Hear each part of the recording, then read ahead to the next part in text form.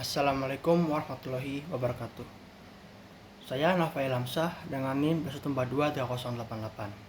Di sini saya akan membawakan sebuah podcast berdasarkan dengan tugas regulasi, yaitu tema saat ini yaitu terdapat dua regulasi yang mengatur tentang kegiatan operasional koperasi syariah, yaitu Undang-Undang Nomor 25 Tahun 1992 tentang perkoperasian beserta peraturan pelaksanaannya, dan Undang-Undang Nomor 1 Tahun 2013 tentang lembaga keuangan mikro beserta peraturan pelaksanaannya. Dengan adanya dua regulasi yang mengatur satu lembaga, jelaskan apa saja potensi permasalahan yang timbul bagi lembaga koperasi syariah dilihat dari minimal dua aspek. Baik, untuk jawabannya mari kita bahas. Aspek yang pertama adalah ketidaksesuaian antara regulasi, dan aspek yang kedua adalah kesulitan dalam pengawasan dan penegakan hukum. Untuk aspek yang pertama, yaitu ketidaksesuaian antara regulasi, akan menyebabkan sebuah konflik normatif adalah perbedaan antara ketentuan dalam Undang-Undang Nomor 25 Tahun 1992 tentang perkoperasian dan Undang-Undang Nomor 1 Tahun 2013 tentang lembaga keuangan mikro, dapat menciptakan konflik normatif, membingungkan lembaga koperasi syariah, dan mengakibatkan ketidakjelasan hukum. Yang kedua, ketidakjelasan proses penerapan. Koperasi syariah mungkin menghadapi kesulitan dalam menentukan proses penerapan regulasi ganda ini, karena persyaratan yang berbeda dan mungkin saling tumpang tindih. Untuk aspek yang kedua adalah kesulitan dalam pengawasan dan penegakan hukum.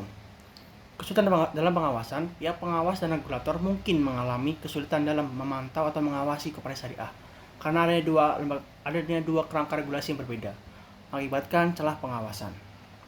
Yang kedua adalah potensi sanksi ganda.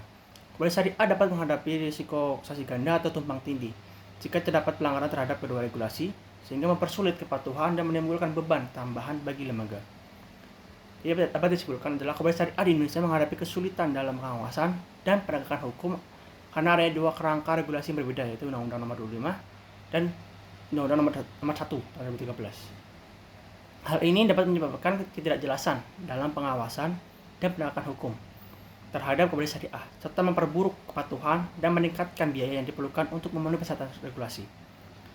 Selain itu, koperasi syariah juga dapat menghadapi risiko sanksi ganda atau tumpang tindih jika terdapat pelanggaran terhadap kedua regulasi yang dapat mempersulit kepatuhan dan menimbulkan beban tambahan bagi lembaga. Untuk mengatasi masalah ini, diperlukan pendekatan integrasi yang menggabungkan kedua regulasi secara menyeluruh dan mencari solusi yang optimal untuk mengatasi kesulitan dalam pengawasan serta penegakan hukum terhadap koperasi syariah. Selain itu, koperasi syariah juga dapat meningkatkan kualitas pengawasan internal, meningkatkan kerjasama dengan pihak pengawas dan regulator, serta mengembangkan pedoman kepatuhan ganda yang mengintegrasikan persyaratan dari kedua regulasi yang berlaku. Berdasarkan jurnal yang saya baca, jalan-jalan jurnal itu terdapat mengambil sampel dari koperasi syariah di Kota Depok. Hasilnya 80% koperasi syariah di Kota Depok belum memiliki status badan hukum koperasi syariah. Hal ini dikarenakan anggaran dasar koperasi tersebut belum disahkan oleh Menteri Koperasi dari UKM. Pengesahan anggaran dasar koperasi oleh Menteri Koperasi dan UKM ini dalam pelaksanaannya dilimpahkan kepada Dinas Koperasi dan UKM Kota. Umumnya para pendiri hanya memiliki anggaran dasar pendirian koperasi yang dibuat dan di hadapan notaris.